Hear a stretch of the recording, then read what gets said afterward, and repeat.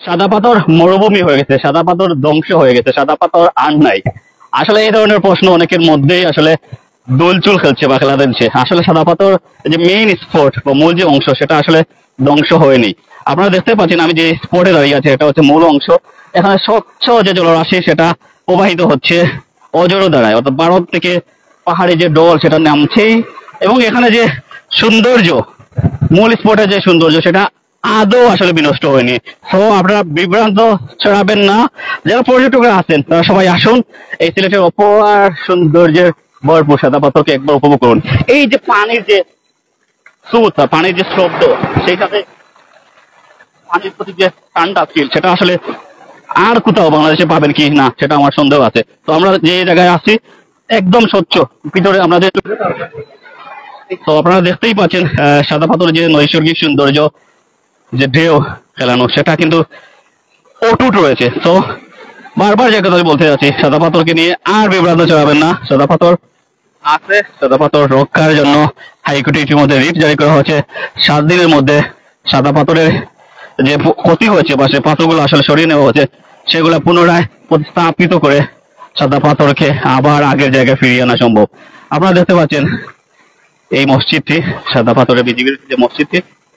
তো সাদা পাথরের যে প্রমাণ ঢেউ সেটা কোনো অংশে কমেনি, মেইন স্পটটা এখনো অক্ষুণ্ণ আছে। আমরা একটা কথা বলার চেষ্টা করবো, এখানে যারা বেড়াতে এসেছেন ভাই একটু বলবেন আসলে সাদা পাথরের যে মেইন অংশটা আসলে সেগুলা কি অক্ষুণ্ণ আছে কিনা, ধ্বংস হয়ে গেছে? বা সাদা পাথরের মূল যে স্পটটা এখন পর্যন্ত অক্ষুণ্ণ আছে, এখনো পাথরগুলো এখানকার চুরি হয় নাই। কিন্তু যদি প্রশাসন এটার দিকে নজর না দেয়, করা পদক্ষেপ না নেয়, তাহলে অচিরেই এই মূল স্পটটাও ধ্বংস হয়ে যাবে। আমরা দেখছি আসার সময় যে এই যে আশেপাশে যে ওই পাশ যেটা আসছিল ওইগুলো একদম ধ্বংস হয়ে গেছে ওই পাথর চুরি করে নিয়ে গিয়ে। এই ক্ষতিটা হয়তো আর 100 বছরে পূরণ হবে না, যতটুকু ক্ষতি এই 8-10 মাসে হয়েছে এই ক্ষতিটা। আমরা ট্রাভেল স্টেটে আমাদের শত শত মানুষ পুরো বাংলাদেশ থেকে প্রতিদিন হাজার হাজার মানুষ ঘুরতে আসেন এই সাদা পাথরের সৌন্দর্য দেখার জন্য। কিন্তু এভাবে যদি আমাদের চোখের সামনে আমাদের সাদা পাথর ধ্বংস হয়ে যায় তাহলে হয়তো আমাদের সিলেটের পর্যটন খাতটাই ধ্বংস হয়ে যাবে। আমাদের সিলেটের পর্যটন খাত যেটা, এটা হলো অপার সম্ভাবনাময় একটা পর্যটন খাত। চট্টগ্রামের পরে হচ্ছে যে আমাদের শত শত বাইরের দেশ থেকেও অনেক পর্যটকরা ঘুরতে আসেন এই সাদা পাথর এই সিলেটের মধ্যে। কিন্তু এভাবে যদি আমাদের পাথরগুলো চুরি হতে থাকে আর আমাদের প্রশাসন যদি নীরব ভূমিকা পালন করে তাহলে অচিরেই পুরো সিলেটের যে পর্যটন খাতটা আছে সব কিছু ধ্বংস হয়ে যাবে।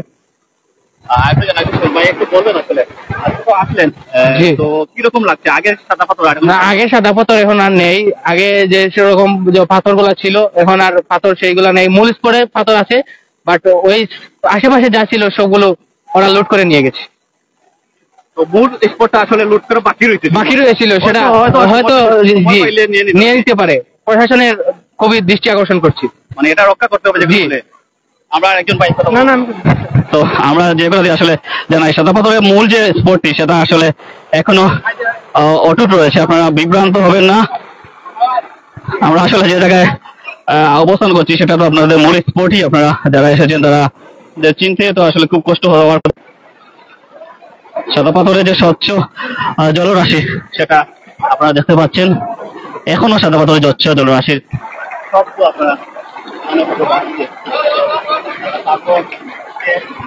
সাদা পাথর শেষ, সাদা পাথর মরুভূমি হয়ে গেছে, সাদা পাথর ধ্বংস হয়ে গেছে, সাদা পাথর আর নাই। এইসব কথায় কান না দিয়ে আবার আসুন এই সিলেটের সাদা পাথরকে উপভোগ করুন। তবে শেষ কথা যে কথা বলতে চাই, ওটা সাদা পাথরের যে ক্ষতি হয়েছে সেটা অপূরণীয়। এটা কোনোভাবে কোনো কায়দায় বা যেভাবেই বলা হোক না কেন, হাইকোর্ট যে রিট জারি করেছে 7 দিনের মধ্যে সাদা পাথরকে আগের জায়গায় ফিরিয়ে আনার উদ্যোগ নিতে হবে। এবং সেই সাথে যে পাথরগুলো লোড হয়েছে সেগুলো আসলে আর সিলেটে বেশি অবশিষ্ট।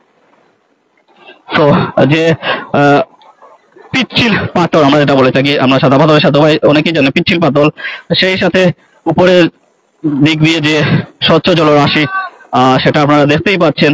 তো সাদা পাথর আমাদের হৃদয় একটা স্পন্দন। সাদা পাথরকে আমরা হারাতে দেব না, সাদা পাথরকে আমরা রক্ষা করব।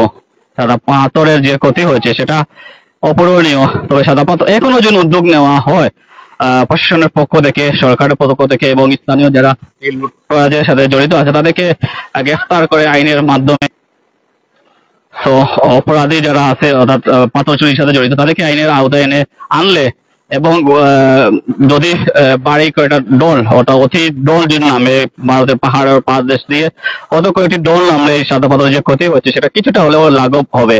তবে পুরোপুরি লাঘব হতে হয়তো কয়েক বছর লেগে যাবে।